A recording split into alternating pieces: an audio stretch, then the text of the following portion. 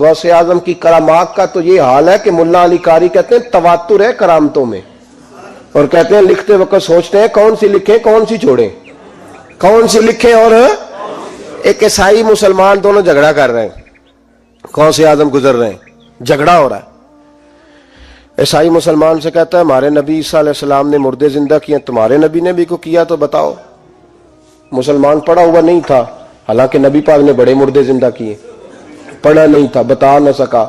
गौसे आजम के कान में आवाज गई तो जाके ईसाई का बाजू पकड़ के झंझोड़ा, फरमाने लगे क्या कहा तुमने, मेरे मुस्तफा ने मुर्दे जिंदे किया तो बताऊं। फरमाया तू नबी पाक की छोड़, मैं गुलामों का गुलाम हूं, मैं गुलामों का गुलाम हूं, मुझे बता कौन सा मुर्दा जिंदा करना है। तू छोड़ हुजूर की बात ना कर, मैं गुलामों का गुलाम हूं, मुझे बता कौन सा मुर्दा जिंदा करना है। पुरानी कब्र पे ले गया, कहने लगा जी अगर ना हुआ तो। गौसे आजम फरमाने लगे जो तू कहेगा वो मैं करूंगा। तो कहने लगे अगर हो गया तो, अगर तो गौसे आजम कहने लगे ना मेरे खानका पे झाड़ू देना, ना मेरे बर्तन मांजना, ना मेरे घर का सौदा लाना, अगर जिंदा हो गया तो बस मेरे नबी का कलमा पढ़ जाना, बस मेरे रसूल का कलमा पढ़ जाना। अल्लाह अकबर। उसने जो सबसे पुरानी कब्र थी ना, वो कहता है ये हमारे दादा ने भी नहीं देखा था बंदा कौन है। उस कब्र पे खड़ा हो कहने लगा इसको जिंदा करें। तो गौसे आजम रदी अल्लाह तआला अन्हु कब्र के सराहने खड़े हुए तो दुआ करने लगे, कहने लगे मौला अपने लिए नहीं तेरे रसूल के लिए। फिर फरमाया कुम बेइज़्निल्लाह, उठ अल्लाह के हुक्म के साथ। एक औरत कलमा पढ़ती हुई खड़ी हो गई, खड़ी हो गई, और खड़ी होकर उसने पहला जुमला कहा तो कमाल कर दी। कहने लगी मेरे नसीब देखो, मैं बनी इसराइल की थी, अब्दुल कादर तेरे सदके जाऊं, तूने मुझे खड़ा किया है तो अल्लाह ने मुझे मुस्तफा का कलमा पढ़ने की तौफीक दे दी। तेरे कुर्बान जाऊं अब्दुल कादर, तेरी क्या बात है। अब वो बंदा दौड़ दौड़ के गौसे आजम के कदमों में आया, फरमाने लगे ना कलमा मेरे मुस्तफा का पढ़ना है, हुजूर का गुलाम बनना है। ओ भाइयों, हजरत शेख अब्दुल कादिर जिलानी, हुजूर गौसे आजम रदी अल्लाह तआला अन्हु, मामूली बात ना समझना, हुजूर गौसे आजम रदी अल्लाह तआला अन्हु फरमाते हैं मैं कदम न लगाऊं तो अल्लाह विलायत ही न दे। हजरत गौसे पाक जिलानी शेख अब्दुल कादिर रदी अल्लाह तआला, गौसे आजम दरमियाने औलिया चू मोहम्मद दरमियाने अंबिया। गौसे आजम का वलियों में वही मकाम है जो नबियों में रसूल करीम का मकाम है। हजरत गौसे पाक रदी अल्लाह ताला अन्हु को अल्लाह ने बड़े एजाज़ात से नवाजा।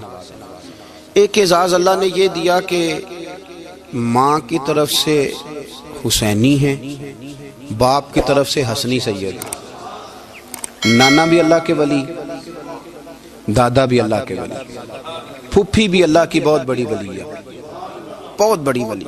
वालिद गिरामी, आपने वो सेब वाला वाक़या तो बड़ा ही सुना हुआ है, उस तरफ तो मैं नहीं जाता। माँ भी अल्लाह की बहुत बड़ी वली है। ये अल्लाह ना असबाब बनाता है, खुद माहौल बनाता है। आपके जो वालिद गिरामी थे उनका नाम था अबू साले सैयद मूसा जंगी दोस्त रहमतुल्लाह अलैह। बादशाह के कुछ सिपाही थे जो मटके उठा के जा रहे थे, और मटके थे शराब के भरे हुए, मटके उठा के जा रहे थे। हजरत सैयद मोहम्मद मूसा जंगी दोस्त रहमतुल्लाह अलैह भी करीब से गुजरे। ये क्या है भाई, बदबू से समझ तो गए, तस्दीक के लिए पूछा क्या है। उन्होंने कहा जनाब ये बादशाह का सामान लेके जा रहे हैं। आप तो झंडे वाली गाड़ी को वैसे नहीं ना पूछ सकते, सवाल ही नहीं पैदा होता। आप चूंकि जमहूरी लोग हैं, आपने तो बस दफ्तर बनाना है, जब इलेक्शन होगा ना अपने दरवाजे के सामने सारे मोहल्ले से लड़ाई लेनी है कि वोट मेरे आके दें। फिर ठीक 1.5 महीने के बाद सजदा साफ भी कर जाते हैं, बंदा गलत सी मैंने पता ही नहीं लगा। तो ये पहले सोचना था थोड़ा सा। ऐसे ही बिला वजह इलेक्शन तो रोज कभी कभी आएगा, तो हमने एक जगह तो रोज रहना, एक दूसरों से झगड़े करना और माज़ अल्लाह ताला गीबतें करना, इज्जतें उछालना, ये मुसलमान का शेवा नहीं है। हजरत गौसे पाक के वालिद ने पूछा क्या लेके जा रहे हो। बादशाह का सामान है जी। हाथ में डंडा था, 3 मटके थे शराब के भरे हुए। जोर से एक एक डंडा मटकों पे मारा तो मटके उनके सरों पे टूट गए। बादशाह सलामत, हम सारे तकरीबन बादशाह सलामत होते हैं। ये किसी की जुर्रत है मतलब मेरे घर के मामले में मुदाखलत करे। फिर बादशाह हो। लोगों ने जाके बड़ी गिबतें की, बड़ी बड़ी कहानियां सुनाई। उसने तो तोड़ दिया जी मटके आपके। نے کوئی حال نہیں چھوڑا.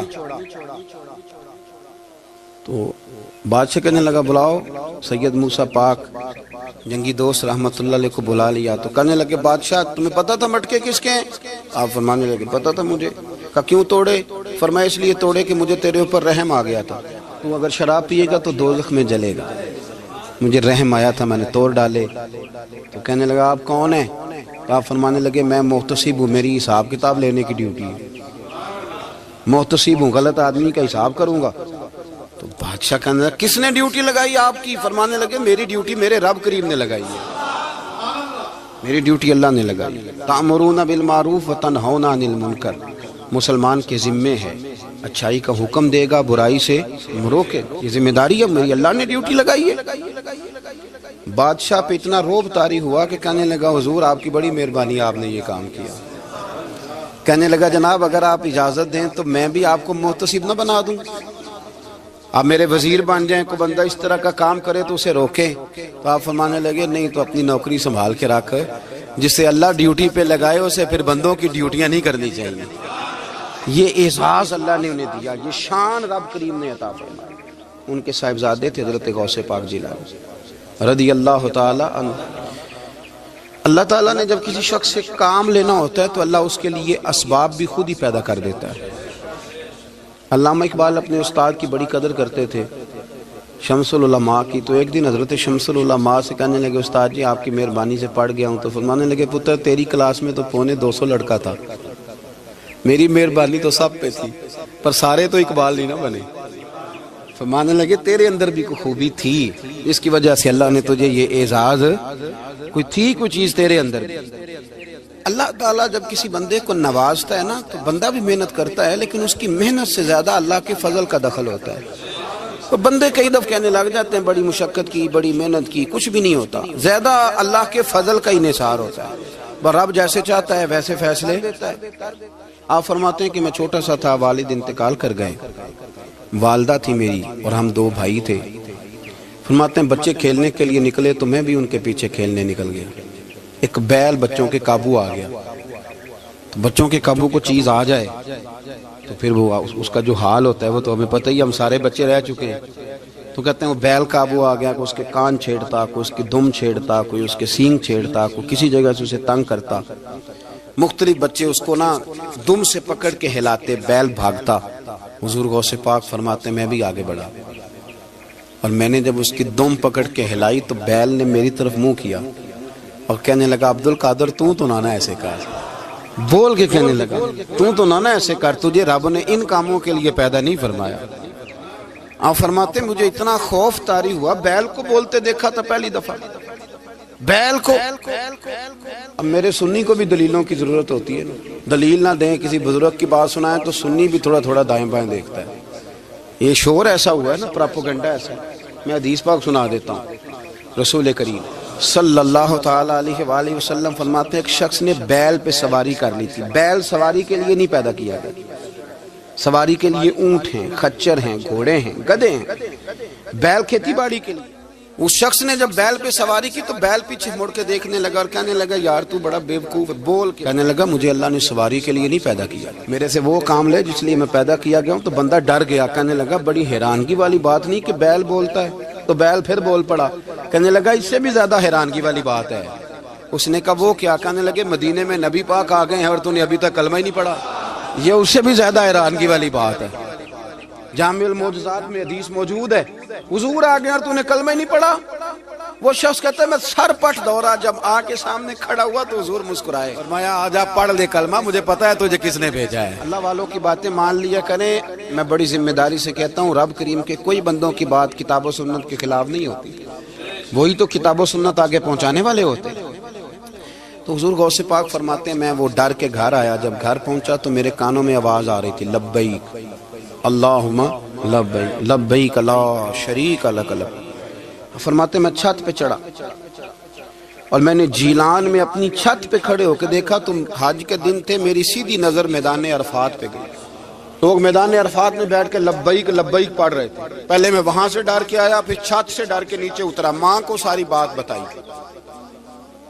تو کہتی میری ماں کہنے لگی بیٹے جب تو پیدا ہونے والا تھا تو مجھے بڑی بشارتیں ملتی.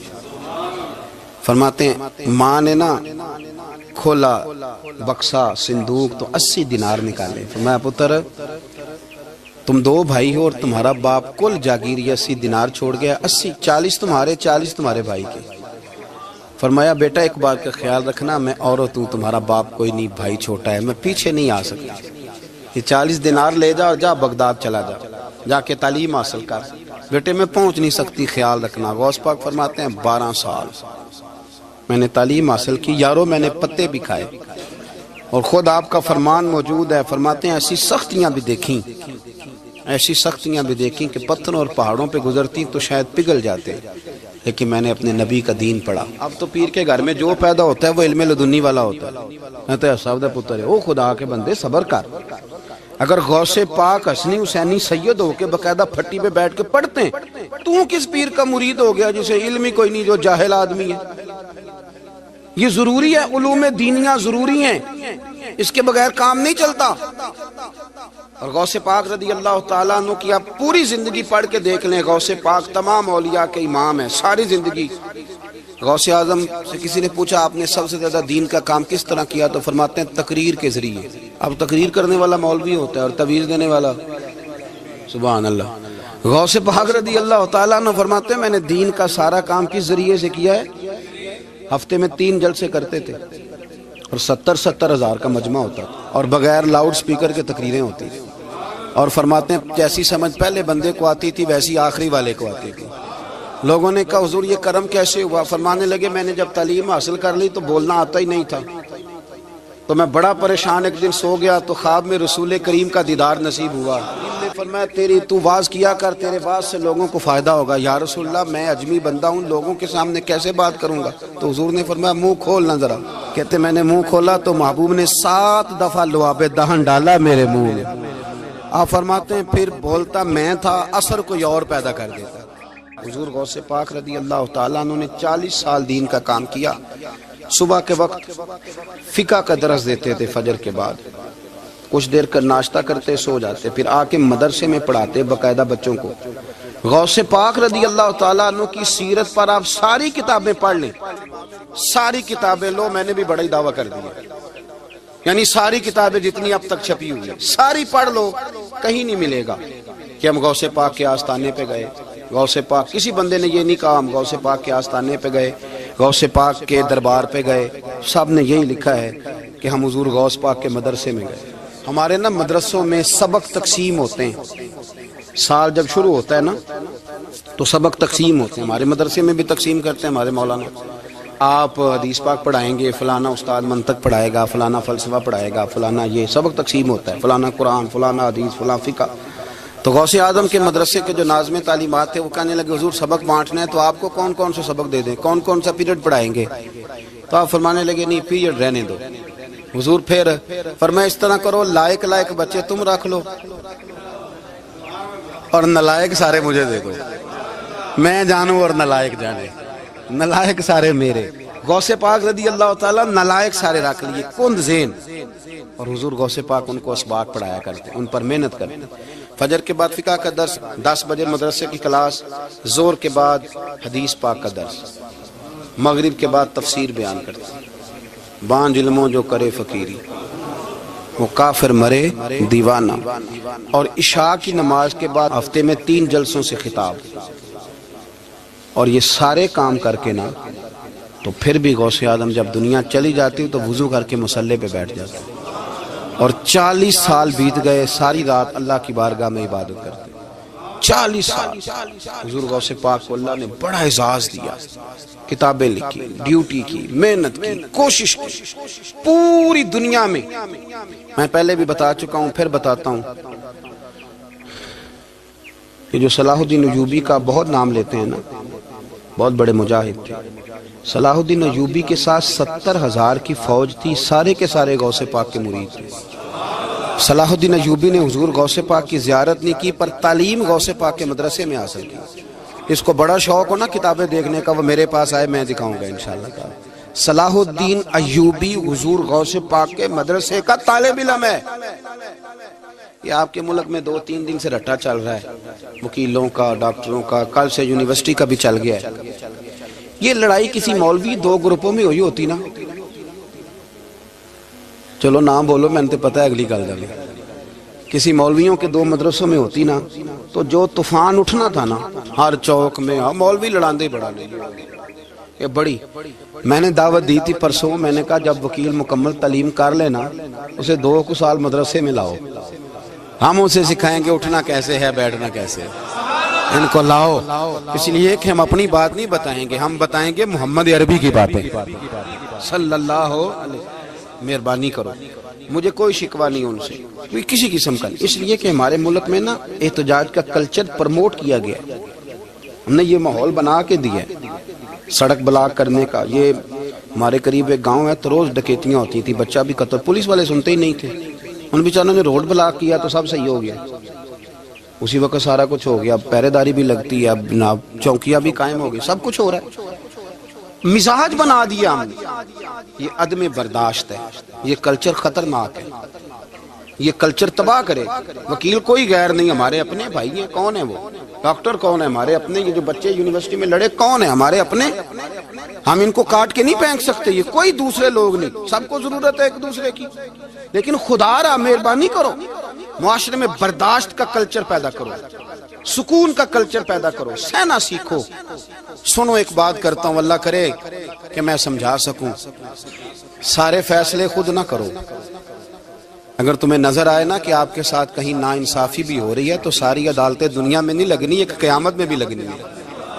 ہاں امام حسن کو زہر دے دیا گیا تو امام حسین کہنے لگے بھائی بتاؤ کس نے دیا ہے؟ فرمایا حسین اگر وہی وہ نہیں جس پر مجھے شک ہے تو میں کسی آدمی کا بلا وجہ تمہیں نام کیوں بتا دوں؟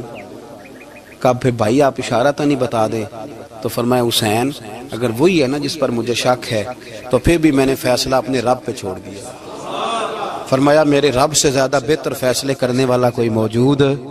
کچھ فیصلے اللہ پہ چھوڑ دیں، آپ یقین کریں آپ کو بڑا ہی مزہ آئے گا، آپ کو سکون آئے گا زندگی میں۔ کچھ فیصلے اللہ پہ چھوڑو، برداشت کا کلچر پروموٹ کریں اس وطن کے اندر، یہ بڑا پیارا ملک ہے، اس میں برداشت کا کلچر پیدا کریں۔ وکیل کو ہر وقت ڈاکٹر کی ضرورت ہے، ڈاکٹر کو ہر وقت وکیل کی ضرورت ہے۔ ہم ایک دوسرے کے بغیر دیکھیں نا، میں نے آئین بھی رکھا ہوا ہے پاکستان کا، لیکن اس کے باوجود کوئی مسئلہ بن جائے تو میں کسی وکیل صاحب کو فون کرتا ہوں، میرے دوست ہے، میں پوچھتا ہوں کہ یار یہ مسئلہ ہے، اس کا کیا حل ہے؟ ہم مل کے رہتے ہیں معاشرے میں، برداشت کے کلچر کو پروموٹ کریں، پیار کریں، محبت بانٹیں، یہ وطن ہے اس کو مل کے سنواریں گے تو انشاءاللہ تعالیٰ یہ رسول اللہ کے دین کا قلعہ بنے گا بڑا مضبوط۔ اس سے پیار کریں، مثبت غلط بات ہے تو اس کو آپ سمجھائیں، اس پر تبلیغ کریں، لیکن یہ نہ کریں کہ آپ عدم برداشت کا ماحول پیدا کریں۔ حضور غوث پاک رضی اللہ تعالیٰ عنہ دین کا کام۔ ایک بات، اللہ والوں کے پاس لوگ دعاؤں کے لیے جاتے ہیں، کیوں جاتے ہیں؟ سنو، میرے ساتھ ایک شخص رہتا ہے، صبح سے شام تک میری ڈیوٹی کرتا ہے، نوکری کرتا ہے، خدمت کرتا ہے، گاڑی چلاتا ہے، یہ کرتا ہے وہ کرتا ہے۔ ایک صاحب ہیں جو 3 سال کے بعد ملتے ہیں، وہ جو 3 سال کے بعد ملتے ہیں وہ شکوہ کرتے ہیں کہ پیر صاحب اس کی بات زیادہ مانتے ہیں۔ تو پیر صاحب اب کدھر جائیں، یہ سارا دن پیر صاحب کی مانتا ہے، نہیں سمجھ آ رہی ہے آپ کو بات؟ یہ مزاج ہے نا جی۔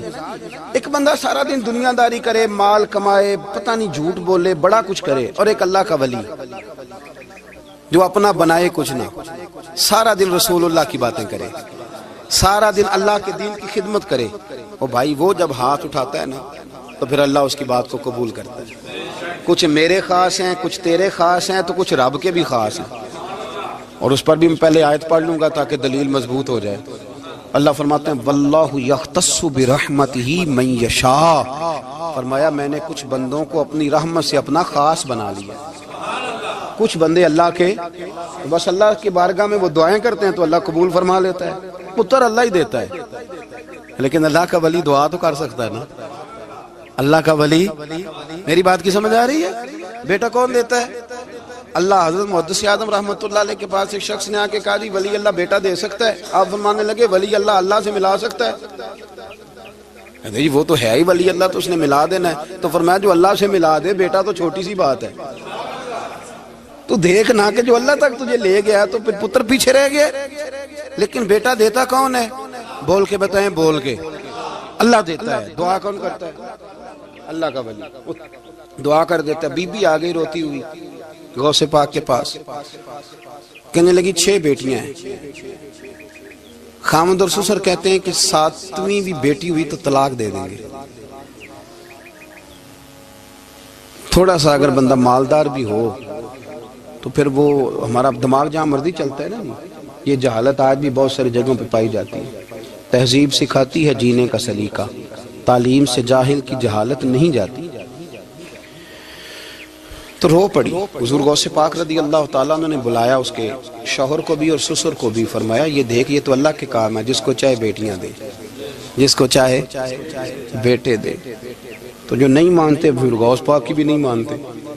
انہوں نے کہا جی نہیں دی, میں تو نکاح کروں گا. چلے گئے تو غوث پاک کی بارگاہ میں وہ بیٹی اور اس کا باپ اور اس کی ماں پھر آئے, کہنے لگے حضور مہربانی فرمائیں. پھر اللہ کے ولیوں کے پاس ایک قوت ہوتی ہے جس کا نام مصلی ہے. مصلی بہت بڑی طاقت, بہت بڑی. حضور نے فرمایا دعا صلاح المومن, فرمایا دعا مومن کا ہتھیار ہے. یہ مومن جب ہاتھ اٹھاتا ہے تو پھر عرش کا مالک دروازے کھول دیتا ہے کرم کے. حضور غوث پاک نے مصلی بچھا لیا اور رو پڑے, کہنے لگے مالک کریم, اس بی بی کے دل میں کس نے بات ڈالی تھی کہ عبد القادر کے دروازے پہ جا. دیکھیں منانے کا انداز, منانا آتا ہے نا. اللہ کس نے اس کے دل میں بات ڈالی کہ عبد القادر کے دروازے جا, کس نے ڈالی؟ اور مالک اگر تو نہیں ڈالی تھی تو کیا تو اب اپنے عبد القادر کو رسوا کرے گا؟ اگر تو نہیں بھیجا ہے کہ ادھر جا تو اب تو رسوا کرے گا؟ حضور غوث پاک رضی اللہ تعالیٰ نے دعا مانگ کے چہرے پہ ہاتھ پھیرے, بچی کے سر پہ ہاتھ رکھا, فرمانے لگے پتر جا, مجھے امید ہے اللہ نے 6 بیٹیاں دی ہیں تو 7 بیٹے بھی عطا فرمائے گا. تو بی بی کہتی ہے پھر رب نے فضل فرمایا اور 7 ہی بیٹے عطا فرمائے. پھر 7 ہی بیٹے رب کریم نے دیے. تو جو اللہ کی مان تھا پھر اللہ بھی اس کی. تو اس میں اختلاف کی کیا بات ہے؟ یہ سادی سی بات ہے. ایک بغداد کا سوداگر تھا, بڑا مالدار تھا. ایک دن اس نے بغداد کے سارے علماء اور مشائخ کی دعوت پکائی تو غوث پاک کے پاس بھی آیا, کہنے لگا حضور شام کا کھانا ہے. آپ نے اس کا چہرہ دیکھا تو وہ رو پڑا, کہنے لگا بغداد کے پیر انکار نہ کرنا. آپ نے فرمایا تو جا, میں آؤں گا. شاگرد مرید کہنے لگے حضرت جی آپ بڑی مشغولیت تھی شام کو. فرمایا اتنا بڑا آدمی جب رو پڑتا ہے تو لگتا ہے بڑا مجبور ہے, چلیں گے. شام کو جب اس کے دروازے پہ گئے تو کھانا بھی اس نے چنا, تو ساتھ اس نے ایک ٹوکرا, ایک صندوق بھی لا کے رکھا, اوپر سے خالی. جب غوث پاک نے اٹھ کے دیکھا تو اندر اس سوداگر کا بیٹا, اس تاجر کا بیٹا, دونوں ٹانگوں سے معذور, دونوں ہاتھوں سے معذور, ایک ہی بیٹا, اپاہج ہے. وہ تاجر رو پڑا, کہنے لگا حضور بڑی دنیا جانتی ہے, بڑا مال ہے, اور جب تنہا بیٹھتا ہوں تو کھول کے روتا ہوں. وہ بے نیاز ہے نا, ساری زندگی کے بعد ایک بیٹا دیا تو وہ بھی اپاہج ہے. حضور بال سفید ہو گئے. لوگوں کی اولاد بڑھاپے کا سہارا بنتی ہے. میں بوڑھے وقت میں اس کو اٹھا کے پیشاب پخانے کے لیے لے کے جاتا ہوں. بغداد کے عبد القادر سنا ہے جب تو دعا مانگتا ہے تو رب قبول فرما لیتا ہے. تو مہربانی فرما, اگر میرا پتر ٹھیک ہو جائے, میرا زور کوئی نہیں, مالک بے نیاز ہی بڑا ہے, اگر مہربانی ہو جائے. تو غوث پاک نے پھر مصلی بچھایا. مصلی بچھا کے کہنے لگے مالک تو اپنے بندوں کے دل میری طرف کیوں موڑتا ہے, اور اگر موڑتا ہے تو پھر رحمت کی نظر فرما, بندہ نوازی فرما. ایک باپ اتنے رو رو کے آنسو بہا رہا ہے تو کرم نوازی فرما. حضور غوث پاک نے ابھی چہرے پر ہاتھ نہیں پھیرے کہ بچہ اللہ اکبر کہتا ہوا صندوق سے باہر نکل آیا. اللہ تبارک و تعالیٰ نے نا ہمارے محبوب کریم علیہ السلام کو دنیا میں بھیجا تو فرمایا یا ایھا الناس قد جاءکم برہان من ربکم, اے لوگو تمہارے پاس تمہارے رب کی دلیل آ گئی. اللہ تبارک و تعالیٰ نے محبوب پاک علیہ السلام کو سراپا دلیل بنا کے بھیجا. باقی انبیاء کرام علیہم السلام کے پاس بھی اپنی نبوت کے دلائل کے طور پر بے شمار معجزات تھے, اور حضور کریم علیہ السلام کے تو پورے وجود کو ہی اللہ نے معجزہ بنایا.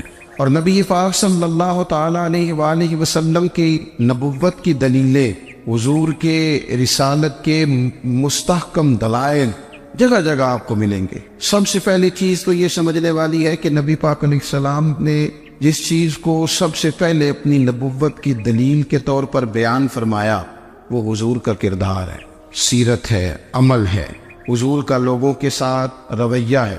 نبی پاک علیہ الصلوۃ والسلام کی تبلیغ کے 3 دور ہیں۔ ایک تو حضور نے اپنے قول سے تبلیغ فرمائی، وہ 40 سال کی عمر سے محبوب نے اعلان فرمایا اور تبلیغ کی، اور ایک نبی پاک صلی اللہ تعالی علیہ وسلم بالواسطہ حضور کی تبلیغ ہے جو آج تک جاری ہے۔ امت کے علماء، مشائخ، مبلغین حضور کے دین کو آگے پھیلا رہے ہیں، تو دراصل یہ بھی تبلیغ رسول پاک علیہ السلام ہی کی تبلیغ۔ اور ایک حضور کی تبلیغ کا دور ہے، حضور کی پیدائش سے لے کر ولادت مبارکہ سے لے کر حضور علیہ السلام کے اعلان نبوت تک۔ اس دوران نبی پاک نے جو تبلیغ فرمائی ہے وہ اپنے کردار سے فرمائی۔ عرب کا وہ معاشرہ جو بڑا میلا کچیلا گدلا ہو چکا تھا، جس کے اندر سراسر مادہ پرستی کا زور تھا، جس کے اندر لوگ انسانوں کی خرید و فروخت کرتے تھے، جس کے اندر بیٹیوں کو زندہ دفن کر دیتے تھے، جس کے اندر جو آدمی جتنا زیادہ مضبوط ہوتا تھا اتنا زیادہ لٹیرا بن جاتا تھا، اس معاشرے کے اندر رسول کریم علیہ السلام نے 40 سال گزارے، اور اس طرح گزارے کہ جو بیگانے بھی تھے وہ بھی کہا کرتے تھے یہ صادق ہے، یہ امین ہے۔ اور جب حضور نے اعلان نبوت کیا تو فرمایا، یہ قرآن مجید کے لفظ ہیں، فرمایا فَقَدْ لَبِثْتُ فِيكُمْ عُمَرًا مِّن قَبْلِهِ أَفَلَا تَعْقِلُونَ، میں تمہارے بیچ عمر کا ایک حصہ گزار چکا ہوں، تمہیں عقل نہیں ہے، شعور نہیں ہے۔ نبی کریم علیہ السلام نے اپنے کردار کو، اپنے عمل کو اپنی نبوت کی دلیل کے طور پر بیان فرمایا۔ وہ تو حضرت حلیمہ بھی فرماتی ہیں نا، جب میں نبی کریم علیہ السلام کو اپنے گھر لے گئی تو میرا اپنا بچہ بھی دودھ پیتا تھا، 2 میرے بیٹے ہو گئے، ایک میری یہ نسلی اولاد اور حضور میری رضائی اولاد۔ تو کہتی ہیں جب میں کریم محبوب علیہ السلام کو اپنے سینے سے لگاتی تھی تو حضور میرے ایک پستان سے دودھ پیتے تھے اور دوسرا اپنے بھائی کے لیے چھوڑ دیا کرتے۔ یہاں سے رسول کریم علیہ السلام نے کردار کے ذریعے تبلیغ اور پھر اعلان نبوت سے پہلے ایک تنظیم عرب کے جوانوں پر، عرب کے سرداروں پر مشتمل بنائی گئی، جس میں نبی کریم علیہ السلام نے بڑا حصہ لیا سرکار نے، اور بڑے اہم لوگوں کو شعور حضور نے عطا فرمائے۔ وہ اس جماعت کا فیصلہ تھا کہ ہم سارے جوان، سارے بڑے لوگ ملیں گے، یہ حضور کے اعلان نبوت سے پہلے کی بات ہے، ہم بڑے لوگ ملیں گے، کسی بڑے کو کسی چھوٹے پر ظلم نہیں کرنے دیں گے، کسی آدمی کو کسی غریب کا حق نہیں کھانے دیں گے۔ حضور علیہ السلام نے نا اپنی کردار سے، اپنے عمل سے، اور آپ کا جو عمل ہوتا ہے نا وہ اصل ہوتا ہے، ایک ہوتا ہے آپ کوئی بات کرتے ہیں اور ایک ہوتا ہے کہ آپ کوئی عمل کرتے ہیں۔ آپ جب عمل کرتے ہیں تو عمل کے ذریعے بھی لوگوں تک بات پہنچتی ہے کہ دراصل آپ کا اٹھنا بیٹھنا چلنا پھرنا کیا ہے۔ میرے رسول کریم علیہ السلام کا اٹھنا بھی ایک نبی کا، بیٹھنا بھی ایک نبی کا، بات کرنا بھی ایک نبی کا، معاملات زندگی کرنا بھی ایک نبی کا، لین دین کرنا بھی ایک نبی کا۔ ایک شخص کہتے ہیں میں نے اعلان نبوت سے پہلے حضور علیہ السلام سے کوئی چیز خریدی تھی اور میں نے عرض کیا تو آپ یہاں تشریف رکھیں، میں پیسے لے کے آتا ہوں، میں 3 دن کے بعد آیا۔ دیکھو یہ بات کرنی کتنی آسان ہے، بولنی کتنی آسان ہے، پر 3 دن یہاں میرے بھائی کو کسی شخص کو 2 گھنٹے انتظار کرنا پڑ جائے تو لوگ کہتے ہیں الانتظار وشد من القتل، یہ تو قتل سے زیادہ تکلیف والا معاملہ ہے، منتظر رہنا کسی کا۔ کہتے 3 دن کے بعد میں آیا تو میرے رسول کریم وہیں تشریف فرمایا، بس اتنا فرمایا یار تم نے مجھے بڑی تکلیف میں ڈال دیا، 3 دن ہو گئے یہاں رکے ہوئے۔ تو حضور نے اپنے کردار کو، اپنے عمل کو، اپنے معاملات کو سب سے پہلے اپنی نبوت کی دلیل کے طور پر پیش کیا۔ اسی نے کیا خوب کہا تھا کہ جو تیری جان کے دشمن ہے وہ بھی کہتے ہیں، بظاہر تو آئے ہیں نا ہجرت کی رات جان لینے، لیکن امانتیں حضور کے گھر میں رکھی ہوئی ہیں، امانتیں کاشانہ نور پہ پڑی ہے۔ وہ جو تیری جان کے دشمن ہے وہ بھی کہتے ہیں کہ امین تو ہے اور صداقت کی آبرو تو ہے۔ تو پہلے کردار، پھر دوسری بات، اللہ تعالیٰ نے اپنے محبوب علیہ السلام کو اپنا مطلق نائب بنا کر، اپنا محبوب اعظم بنا کر، ویسے ہی سارے انسانوں کے بارے میں کہا وَإِذْ قَالَ رَبُّكَ لِلْمَلَائِكَةِ إِنِّي جَاعِلٌ فِي الْأَرْضِ خَلِيفَةً، میں زمین میں اپنا نائب بنانے والا ہوں۔ لیکن حضور علیہ السلام تو محبوب ہے نا، حضور کی نیابت تو محبوبیت کے درجے پر فائز ہے۔ تو رسول پاک کو رب کریم نے اس طرح کا بنا کے بھیجا کہ حضرت عبداللہ ابن رواحہ رضی اللہ تعالیٰ عنہ بیان فرماتے ہیں کہ اگر حضور کوئی معجزہ نہ بھی دکھاتے، نبی کریم علیہ السلام سے کوئی اعجاز لوگ نہ بھی دیکھتے، تو محبوب کا تو چہرہ ہی اس طرح کا تھا، لوگوں نے دیکھتے جانا تھا اور کلمہ پڑھتے جانا تھا۔ لیکن باوجود اس کے میرے رسول پاک کا اعجاز یہ ہے، کمال یہ ہے کہ حضور کبھی اشارہ کر دیں تو چاند 2 ٹکڑے ہو جائے، کبھی دعا مانگ دیں تو ڈوبا ہوا سورج واپس آ جائے، کبھی محبوب گزرنے لگے تو پتھر آپ پر سلام پڑے، کبھی حضور پہاڑ پر چڑھ جائے تو پہاڑ وجد میں آ کر جھومنے لگے، محبوب کا کبھی نماز پڑھاتے ارادہ بن جائے تو اللہ تعالیٰ قبلے کا رخ ہی تبدیل فرما دے۔ کیا خوبصورت سوچ ہے اور کیا نظریہ دیتے ہیں بریلی کے امام، فرماتے اجابت کا جوڑا عنایت کا صحرا دلہن بن کے نکلی دعائے محمد، اور اجابت میں جھک کر گلے سے لگایا بڑی ناز سے جب دعائے محمد، دیکھو خدا کی رضا چاہتے ہیں دو عالم، خدا چاہتا ہے رضائے محمد صلی اللہ تعالی علیہ وسلم۔ اور ایک مقام پہ فرماتے ہیں نائب دست قدرت پہ لاکھوں سلام، نائب دست قدرت پہ لاکھوں سلام۔ تو اللہ تعالیٰ نے نبی پاک صلی اللہ تعالی وسلم کو جو اعجاز۔ پھر ایک اور بات، حضور امی ہے، دنیا میں آ کر محبوب نے کسی سے پڑھا ہی نہیں، میرے محبوب نے جتنا پڑھا ہے رب کریم سے ہی پڑھا ہے۔ الرحمن علم القرآن خلق الانسان، رحمان نے قرآن سکھایا پھر انسان بنایا۔ اللہ تبارک و تعالیٰ کی بارگاہ کرم سے حضور نے لیا، رسول کریم امی ہے، یہ بھی حضور کی نبوت پر ایک بڑی دلیل۔ دیکھو ایک ہوتا ہے کوئی آدمی بچپن سے کسی چیز سے شغف رکھے اور جب اس کی عمر بڑی ہو جائے تو کہتے ہیں اس کا تجربہ بڑا ہو گیا، یہ پہلے کچھ شعر کہتا تھا، کوئی ادبی جملہ کہتا تھا، تو اب اس کی یہ کام کرتے کرتے عمر بڑی ہو گئی ہے تو رسوخ حاصل ہو گیا۔ 40 سال کی عمر مبارک تک نبی کریم نے ایک شعر بھی نہیں کہا۔ حضور علیہ الصلوۃ والسلام نے کبھی کوئی ایسی بات، ویسے تو حضور کی ہر بات حکمت والی، لیکن جس کو عرب کے لوگ اپنے لہجے میں شاعری یا اپنے لہجے میں ادب کہتے تھے، وہ حضور نے بیان نہیں فرمایا۔ لیکن جب 40 سال کی عمر میں اعلان نبوت کیا تو پھر بڑے بڑے فصیح و بلیغ، بڑے بڑے سیانے طفیل بن عمر کہتے ہیں کہ اس شخص کو بھی میں نے دیکھا جسے بڑا ناز تھا اپنی فصاحت اور بلاغت پر، اور جب وہ حضور کے پاس آیا اور اس نے آ کے کچھ باتیں کی تو محبوب خاموشی سے سنتے رہے، اور جب وہ چپ کر گیا تو میرے کریم نے صرف سورہ فاتحہ پڑھی۔ کبھی اٹھتا تھا، کبھی بیٹھتا تھا، کبھی غور کرتا تھا، کبھی دائیں جاتا تھا، کبھی بائیں جاتا تھا، پھر کہنے لگا بتاؤ نا کلام کس کا ہے؟ فرمایا اس رب کا، اس رب کا، اس رب کا جس کا میں رسول بن کے آیا ہوں۔ نبی کریم صلی اللہ تعالی علیہ وسلم امی ہے، لیکن حضور نے کائنات کے رازوں سے پردے ہٹا دیے، نبی کریم نے جینے کے سلیقے بتا دیے، حضور نے ہر شخص کو اس کے مقصد حیات سے آگاہ کر دیا۔ نبی کریم علیہ السلام نے وہ فلسفہ حیات بیان کیا کہ لوگوں کو صرف جینے میں مزہ نہیں آیا، مرنے میں بھی مزہ آنے لگا۔ لوگ آگے بڑھ بڑھ کے جانیں پیش کرنے لگے، اپنی اولادیں قربان کر، جو فلسفیوں سے کھل نہ سکا اور نکتہ بروں سے حل نہ ہوا، وہ راز ایک طیبہ والے نے بتلا دیا چند اشاروں میں۔ محبوب کریم امی ہیں، لیکن حضور نے اس طرح دنیا کو سکھایا، اس طرح دنیا کو پڑھایا، اس طرح حضور نے علم کے چراغ اور دیپ روشن کیے کہ قیامت تک جسے روشنی ملے گی نا، اسے صرف دروازہ مصطفیٰ سے ملے گی، اسے رسول کریم علیہ السلام کے در دولت سے ملے۔ کچھ لوگوں نے کہا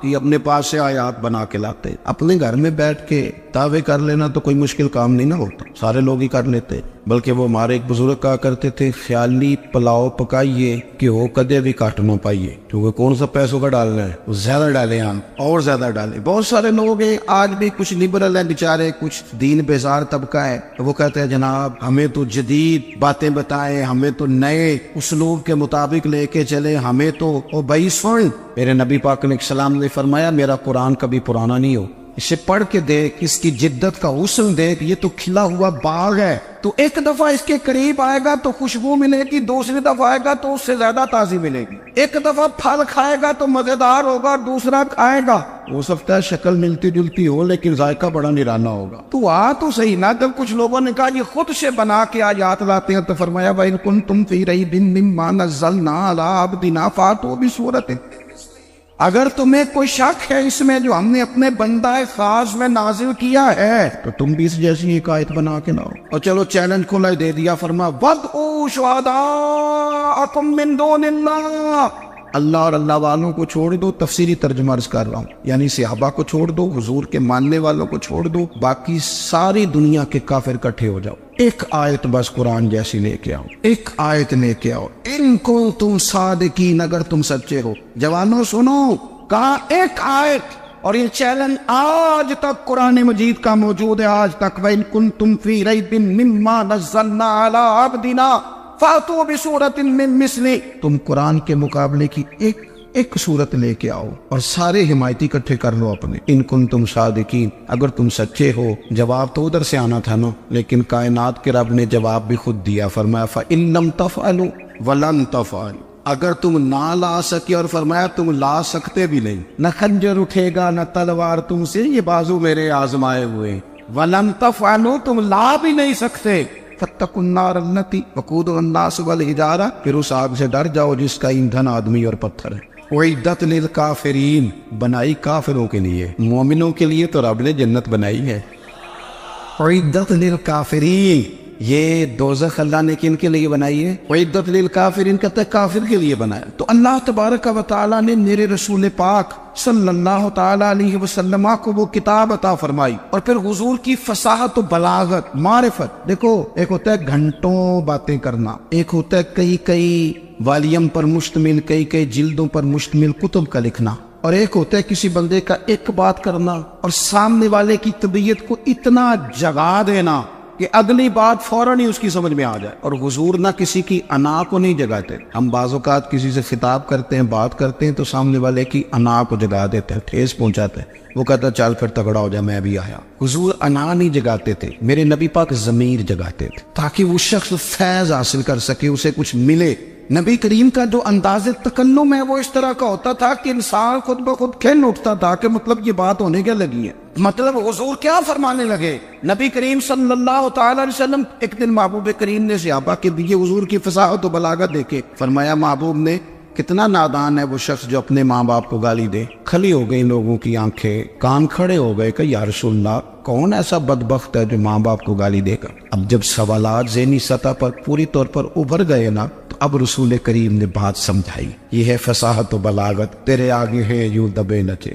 فصحا عرب کے بڑے بڑے، کوئی جان منہ میں زبان نہیں بلکہ جسم میں جان نہیں۔ یا رسول اللہ، کون ایسا نالائق ہے جو ماں باپ کو گالی دے؟ اب جب ذہنی سطح یہاں تک ابھر آئی تو اب حضور نے سمجھایا، اور میں جب تم کسی کے ماں باپ کو گالی دو گے نا، تو وہ بھی تو جواب میں تمہارے ماں باپ کو دے گا نا، تو فی نفس ہی یہ تم نے خود ظلم کیا ہے اپنے ماں باپ۔ کیوں تم نے ایسا لہجہ اختیار کیا کہ جس سے سامنے والے کی انا جاگ جائے اور وہ تمہارے مقابلے میں آ کر کے کھڑا ہو جائے؟ کیوں تم نے اس طرح کے انداز اختیار کیے کہ جس سے سامنے والا بھی سارے پنجے کھڑے کر کے باہر نکل آئے کہ آ جاؤ پھر میں بھی میدان میں حاضر ہوں؟ رسول کریم کی فصاحت، بلاغت دیکھیں نا، حضور 2-4 جملوں میں ساری بات سمجھا جاتے ہیں۔ ایک حدیث پاک اگر ہماری سمجھ میں آ جائے، ایک روایت، نبی پاک صلی اللہ تعالی علیہ وسلم نے فرمایا، خوبصورت مسلمان وہ ہے جو بے مقصد باتوں کو چھوڑ دے۔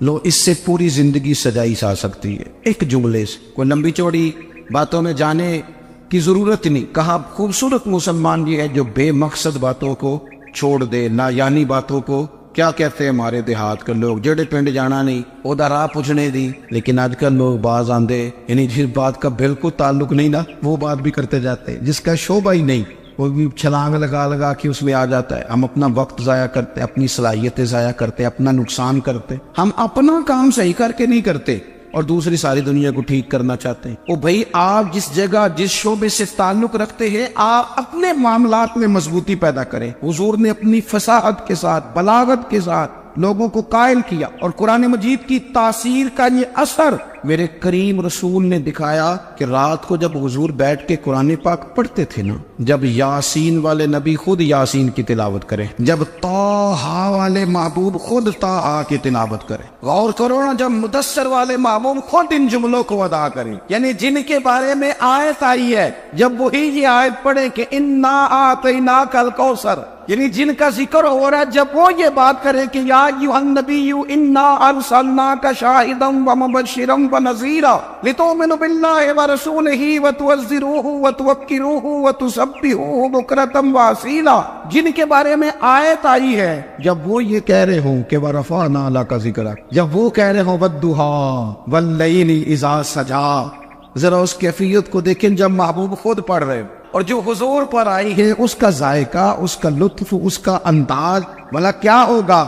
حضور جب رات کو پڑھتے تھے نا قرآن پاک، تو جو پکے کافر تھے نا، ابو جہل جیسے لوگ، وہ بھی جھاڑیوں میں چھپ چھپ کے مدینے والے کی تلاوت سنا کرتے، حضور کی تلاوت سنا کرتے تھے۔ یہی بہتر ہے کہ پردوں میں وہ پردہ پوش رہے، وہ اگر پردے ہٹا دے تو کسے ہوش رہے۔ رسول کریم علیہ السلام کی تلاوت کا سننا، قریب جانا، یہ اعجاز ہے۔ حضرت فاروق اعظم کہتے ہیں میں طبیعت کا بڑا ڈاڈا تھا، مزاج کا بڑا سخت تھا، زندگی ہمیشہ ڈٹ کر گزاری، باتوں پر کھڑا رہنا آتا تھا، پر جب میری بہن نے مجھے چند آیتیں سنائی نا تو میں تڑپ ہی گیا۔ کروں آیا سا مار مقامنے نو، ان مینو مار دے لے چلو، اوے متے عمر دی عمر برباد ہو جائے جتھے عمر سوار دے لے چلو۔ یہ اعجاز ہے رسول کریم صلی اللہ تعالی علیہ وسلم پر نازل ہونے والی کتاب کا۔ پھر حضور نے خبریں دی، نبی پاک نے خبریں دی۔ حضور نے فرمایا روم فتح ہوگا، وہ ہوا۔ نبی کریم علیہ السلام نے فرمایا شام فتح ہوگا، تو شام فتح ہوا۔ فرمایا ایران فتح ہوگا، تو ایران فتح ہوا۔ سراقہ بن مالک کہتے ایک گاؤں پر بھی مسلمانوں کی حکومت نہیں تھی، ایک گاؤں پر حضور مکہ مکرمہ سے نکل رہے تھے، مدینہ طیبہ تشریف لے جا رہے تھے، ابھی راستے میں تھے، میں 100 سرخ اونٹوں کے لالچ میں معاذ اللہ حضور کو گرفتار کرنے پہنچ گیا۔ محبوب نے حکم دیا، حضور کا معجزہ میں نے آنکھوں سے دیکھا، میرا گھوڑا زمین میں دھستا چلا گیا، میں نے معافی مانگی، حضور نے معاف کر دیا۔ میں نے سمجھا اچانک ہو گیا ہے، یہ منوانا بھی بڑا مشکل کام ہے۔ شجر و حجر پہچان گئے، انسان کی نظروں میں شاکی رہا۔ یہ کچھ ایسے لوگ ہیں جن کو منوانا توبہ توبہ، ماننے کو تیار نہیں، دیکھ دیکھ کے بھی ماننے کو تیار ہے نہیں، ماننے کو تیار ہے نہیں۔ کہتے ہیں کہ میں نے پھر چاہا آگے بڑھنا تو پھر زمین کے اندر میرے گھوڑے کے پیر دھنسنے لگے، پھر معافی مانگی۔ کریم تیرے معاف کرنے کی ادا پہ بھی قربان جائے۔ یہ نہیں فرمایا کہ تو بار بار یوں ہی کرتا ہے، فرمایا معافی مانگتا ہے، جا میں نے معاف کیا۔ کہتے ہیں 3 دفعہ میں آگے بڑھا، 3 دفعہ حضور نے معاف کیا تو مسکرا کے فرمانے لگے تو یہاں مجھے گرفتار کرنے آیا ہے، وہ کیسر روم کا علاقہ فتح ہوگا۔ وہ کنگن جو پہنتا ہے نا ہاتھوں میں، بادشاہ کے کنگن معروف ہیں، وہ تیرے ہاتھوں میں آئیں گے۔ اللہ کرے آپ سمجھے، یہ جو لوگ ڈری ڈری سہمی اور ہمارے بچے مایوسی کی معاذ اللہ باتیں کرتے ہیں، وہ دیکھیں حضور کس طرح کی گفتگو فرماتے ہیں۔ ابھی ایک گاؤں پر بھی اسلام کی حکومت نہیں، لیکن حضور کا خبر دینے کا انداز، کریم فرمانے لگے وہ کیسر روم کے جو کنگن ہوں گے وہ تیرے ہاتھوں میں آئیں گے۔ جناب سراقہ بن مالک فرماتے ہیں کہ میں مسلمان ہو گیا، حضور کا وصال ہو گیا، کنگن نہیں آئے۔ حضرت ابوبکر صدیق کا وصال ظاہری ہو گیا، کنگن نہیں آئے۔ جناب عمر کا دور آ گیا، سراقہ بوڑھے ہو گئے۔ کوئی بندہ پوچھتا نا کہ اب تو عمر ڈھل گئی ہے، زندگی کا پتہ نہیں، کہنے لگے نہیں میں نہیں جاتا، جب تک کنگن نہیں آتے اسرائیل کوئی نہیں آئیں گے، کیونکہ ساڈے نبی دی زبان ساڈے واسطے قرآن، جو دن کو کہہ دیا دن ہے تو دن نکل آیا، جو شب کو کہہ دیا شب ہے تو رات ہو کے رہی، اور خدا نے ان کی زبان کو وہ اختیار دیا، جو نکلی منہ سے ان کے وہ بات ہو کے رہی۔ فاضل برینوی کا تو انداز ہی پھر انوکھا ہے نا، وہ تو کہتے ہیں وہ زبان جس کو سب کن کی کنجی کہے، جس کو سب کن کی کنجی کہے، اس کی نافذ حکومت پہ لاکھوں سلام۔ کہنے لگے نہیں آتے حضرت اسرائیل، فکر نہ کرو، بوڑھے ہو گئے تھے، نکلنے گھر سے بند کر دیا تھا، حضرت عمر کا دور تھا، کنگن آ گئے۔ حضرت فاروق اعظم نے ان کے پوتوں سے، نواسوں سے، بچوں سے کہا جاؤ بلا کے لاؤ، کہا دادا جان بوڑھے ہیں، فرمایا تم کان میں کہہ دینا کنگن آ گئے، پھر تم دیکھنا تو صحیح کر۔ حضرت سراقہ آئے، حضور نے جو خبریں دی، نبی پاک علیہ السلام نے جو گزشتہ قوموں کے احوال بیان کیے، اور پھر میرے نبی پاک علیہ السلام نا دنیا میں عزتیں دینے آئے۔ یہ مزاج ہمیں کم کرنا چاہیے، یہ جو ہم ساری زندگی اس کام میں لگا دیتے نا کسی کو نیچا کیسے دکھانا ہے، یہ انداز حضور نے نہیں ہمیں دیا۔ آپ دیکھو حضور تشریف لائے تو ہمیں پتہ چلا کہ حضرت یوسف جیسا سونا کوئی نہیں، حضور تشریف لائے تو ہمیں پتہ چلا کہ حضرت داؤد جیسی خوبصورت آواز کسی کی نہیں، حضور تشریف لائے تو ہمیں پتہ چلا کہ جناب عیسیٰ علیہ السلام کا فقر اختیاری کس طرح کا، محبوب لال کس طرح کا تھا۔ یہ تو حضور آئے، تو نبی پاک علیہ السلام نے اس کی بھی عظمت بیان کی، اس کی بھی شان بیان کی. حضور نے بتایا کہ ابو بکر صدیق کی شان کیا ہے، فاروق اعظم کا مرتبہ کیا ہے، عثمان غنی کی حیا کیا ہے، مولا علی کی شجاعت کیا ہے، اہل بیت نبوت کی عظمت کیا ہے. حضور آئے عزتیں دینے، ماں کو عزت دی مدینے والے رسول. کہا جس کا باپ راضی ہو گیا اس کا رب راضی ہو گیا. فرمایا جو 2 بیٹیاں 3 بیٹیاں 4 بیٹی بہنیں یا 1 بیٹی یا بہن بیاہ کے آ گیا نا، اس طرح میری 2 انگلیاں جڑی ہوئی ہیں، میرے ساتھ جڑ کے جنت میں جائے گا. رسول کریم صلی اللہ تعالی وسلم نے عزت دی. حضور عزتیں دینے، کوئی اعزاز نہیں. ان پڑھ بندہ ہے، سادہ ہے، غریب ہے، مزدوری کرتا ہے، ہاتھوں پہ چھالے، یا رسول اللہ اس کا بھی کوئی اعزاز ہے؟ قربان جائیں، میرے کریم نے عزت دی. فرمایا محنت کر کے روزی کمانے والا تو اللہ کا دوست ہے، یہ اینٹیں اٹھانے والا، یہ مشقتیں کرنے والا، یہ صبح دیہڑی پہ جانے والا، یہ بیچارہ جو اچار سے روٹی کھاتا ہے، تو نے ہر شخص کی قسمت میں یہ عزت لکھی اور آخری خطبے کی صورت میں وصیت لکھی. رسول کریم نے ہر بندے کو اعزاز دیا، عظمتیں دی. حضور عزتیں دینے آئے. نبی پاک علیہ السلام نے اعزازات دیے، حضور نے نوازا. یہ ساری چیزیں میرے رسول پاک کی تشریح. اور پھر یہ حضور کے صحابہ اور اہل بیت ہے نا، یہ بھی میرے نبی پاک کی نبوت کی دلیل ہے. جنگی انقلاب آیا نہیں کرتے، وہ کل تک جو راہزن تھے حضور نے راہبر بنا دی. وہ لوگ جو کل تک ایک دوسرے کے گلے کاٹ کے کھاتے تھے، ایک دوسرے کو مارتے تھے، تکلیف پہنچاتے تھے، برادری ازم پہ لڑتے تھے، حضور نے بھائی بھائی بنا دیے. ایک پلیٹ میں کھانا کھانے لگے، سیدنا بلال حبشی، صہیب رومی، سلمان فارسی، حضور نے یوں کر کے ملا دیا. نبی کریم علیہ السلام نے تقسیمیں ختم کر دی دنیا. حضور کے صحابہ نے اپنا کردار اللہم صلی علی سیدنا و مولانا محمد بقدر حسنہ و جمالہ و جودہ و نوالہ و صحبہ و آلہ. اللہم صلی علی سیدنا و مولانا محمد معدن الجود والکرم و آلہ و صحبہ و بارک وسلم. یا ارحم الراحمین، یا ارحم الراحمین، یا قاضی الحاجات، یا مجیب الدعوات، یا حلال المشکلات، یا دافع البلیات، یا مسبب الاسباب، یا قاضی الحاجات، یا رحمان یا اللہ، یا کریم یا اللہ، یا ستار یا اللہ، یا غفار یا اللہ، یا کریم یا اللہ، یا عزیز یا اللہ، یا ستار یا اللہ. اے ہمارے پروردگار، 10 سال پورے ہو گئے. خدا بندہ ایک چھوٹا سا پیغام تھا، تو نے فضل فرما دیا. اے اللہ، ہم پلٹ کر جب دیکھتے ہیں تو 1% بھی ہم اس قابل نہیں کہ تیرے دین کی کوئی بات کر سکیں، کوئی پیغام دے سکیں. اللہ، کئی سالوں سے یہ دوست صبح کی نیند چھوڑ کے یہاں حاضر ہوتے رہے، مائیں، بہنیں، بچیاں، بوڑھے، بچے. اے اللہ، بندوبست کرنے والے سب سے پہلے آتے رہے. خدا بندہ تیرے قرآن مجید کو پڑھا ہے، ہم کمزور تھے، بس تیری دی ہوئی توفیق سے پڑھا ہے. خدا بندہ ان میں سے ایک بات بھی تجھے پسند آئی ہے تو ہمیں معاف فرما دے، ہم سے درگزر فرما، ہمارے حال پہ رحمت فرما. رمضان آیا تھا پھر بیت رہا ہے. اللہ، ہماری کمزوریاں، ہماری کوتاہیاں پھر ایک دفعہ پیش نظر ہیں. اے عرش و فرش کے مالک، برے ضرور ہیں، کمزور ضرور ہیں، گناہگار ضرور ہیں، پر تو ہمارے دلوں کے حال جانتا ہے. ہم تیرے غدار نہیں ہیں. اے اللہ، ہم صحیح ہونا چاہتے ہیں، ہماری نیتیں بھی ٹھیک ہیں، ارادے بھی ٹھیک ہیں، عمل میں کمزوری ہے. ہم پر ایک رحمت کی نظر کر دے، ہم پر ایک رحمت کی نظر کر دے. اے مالک کریم، ایک نظر کرم سے دیکھ تو صحیح. یہاں غریب بھی بیٹھے ہیں، بوڑھے بھی بیٹھے ہیں، مجبور بھی بیٹھے ہیں، کئی رو رو کے تیری بارگاہ میں فریاد کرنے والے بیٹھے ہیں.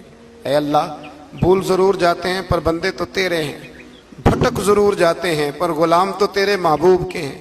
ہمارے حال پہ رحمت فرما. اللہ، ہمیں معاف فرما دے. اللہ، ہم سے حساب نہ پوچھیو. اللہ، ہمیں بغیر حساب معاف فرما دے.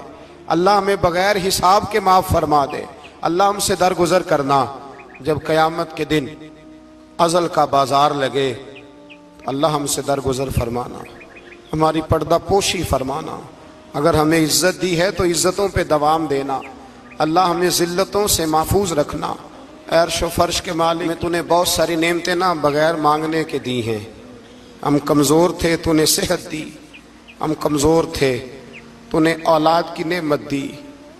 پھولوں کی طرح کے خوبصورت بچے دیے، اے اللہ تو نے ہمیں وفادار قسم کے دوست دیے، اے اللہ پیار کرنے والے ساتھی دیے، ٹوٹ کر چاہنے والے دیے، اے اللہ تو نے بغیر مانگے ہمیں نیک صالح استاد دیے، بزرگ دیے، شیخ دیے، اے اللہ بغیر کسی لالچ کے پالنے والا باپ دیا، شفقت کے بازو پھیلانے والی ماں دی۔ ہم تیرا شکر ادا نہیں کر سکے، اللہ ہمیں شکر کی توفیق عطا فرما دے، اللہ ہمیں شکر کی توفیق عطا فرما دے، اللہ ہمیں شکر کی توفیق عطا فرما دے۔ اللہ اگر ہم بھول جائیں تو ہم سے درگزر فرما، اے اللہ ہمارے حال پہ رحمت فرما۔ میں صبح دیکھتا رہا کس طرح بوڑھی مائیں گاڑیوں میں بیٹھ کے آتی ہیں، بہنیں گاڑیوں میں بیٹھ کے آتی ہیں۔ اللہ ان بیچاریوں کے کئی دکھ بھی ہیں، ان کی کئی تکلیفیں بھی ہیں، یہ کئی جگہ آزمائش کا شکار۔ ایک بزرگ فون کر کے کہہ رہے تھے بیٹی بڑی پریشان ہے، اللہ کریم سب پہ اپنا فضل فرما دے، ہم دنیا کے دھتکارے ہوئے تیرے دروازے پہ آ کے بیٹھ جاتے ہیں، ہماری مدد فرما، ہمیں لوگوں کا محتاج نہ فرما۔ اے اللہ یہ بوڑھے بیمار لوگ جو صبح چل کے تیرے اور تیرے محبوب کی رضا کے لیے آتے رہے، ان کے قدموں کو قبول فرمانا، ان کی کوششوں کو قبول فرمانا۔ اللہ معذور بزرگ بیچارے لاٹھیوں کے سہارے یہاں تک پہنچ کر تیرے دین کی بات سنتے رہے، ان کے حال پہ کرم فرما، ان پہ رحمت فرما، ہم سے درگزر فرما، ہمارے ساتھ معافی والا معاملہ فرما۔ اے اللہ مائیں بہنیں بچیاں بیچاری اللہ شوق سے ذوق سے آتی رہیں، خداوندہ ان کے دکھ دور فرما دے، ان کو آزمائشوں سے نکال دے۔ جو بیچاریاں اولاد کے لیے روتی ہیں اور کہتی ہیں ایک بیٹی ہی مل جائے سسرال میں رہنے کے قابل ہو جاؤں، اللہ ان پہ رحم فرما دے۔ جو جس حال میں پریشان ہے اس کی مدد فرما دے، تیرے محبوب کی امت بڑی پریشان ہے۔ اے اللہ ختم قرآن کا موقع ہے، رمضان کی جاتی ہوئی گھڑیاں ہیں، اے اللہ پوری دنیا میں رسول اللہ کے غلاموں کا خون بہہ رہا ہے۔ اے اللہ اتنی بڑی دنیا میں برما کے مجبوروں کو رہنے کو جگہ نہیں مل رہی، سالوں بیت گئے، کشمیر کی بچیاں روتی ہیں، اللہ فلسطین کی مائیں پکارتی ہیں، پاکستان کی سڑکوں پہ روز خون بہتا ہے۔ ہم نے بڑی بڑی کوشش کر کے بڑے بڑے لوگوں کے وعدوں پہ اعتبار کیا، اے اللہ اب تو ہماری مدد فرما، ہماری مدد فرما، غریبوں کی مدد فرما، یتیموں کی مدد فرما۔ اے اللہ جو سڑکوں پہ جھونپڑیوں میں ہیں ان کی مدد فرما، اے اللہ جو بیچارے چھابڑی فروش ہیں ان کی مدد فرما، جہاں جوان بچیاں ہیں ان کی مدد فرما۔ اے اللہ غریبوں کی مدد فرما، مجبوروں کی مدد فرما، اے اللہ تنگ دست لوگوں کی مدد فرما، بیماروں کو شفا دے دے، مقروضوں کو قرضوں سے رہا کر دے، تنگ دستوں کو وسعت دے دے۔ ہمارے وہ مشائخ، ہمارے وہ بزرگ جنہوں نے ہمیں یہاں تک پہنچایا، ان کی قبروں پہ رحمتوں کا نزول فرما، ان پہ کرم نوازیاں فرما۔ جن کے عزیز و رشتہ داروں میں سے کوئی دنیا سے چلا گیا ہے، اللہ جن کے ماں باپ رخصت ہو گئے ان کی قبریں نور سے بھر دے، رحمت سے بھر دے۔ ربنا اغفر لی ولوالدی وللمؤمنین یوم یقوم الحساب۔ اے اللہ زندگی میں جب موت کا وقت آئے نا تو ہمیں کلمے کی توفیق عطا فرمانا، ہمیں بے ایمانی کی موت سے محفوظ رکھنا، ایماندار مارنا ہمیں۔ اللہ ہماری آخرت کی منزلوں پہ اپنا فضل رکھنا، ہم سے سخت حساب نہ لینا۔ اے اللہ بس خار ہیں، بدکار ہیں، ڈوبے ہوئے ذلت میں کچھ بھی ہیں، مولا تیرے محبوب کی امت سے رب اغفر وارحم انت خیر الراحمین، وصلی اللہ تعالی علی حبیبہ سیدنا و مولانا محمد۔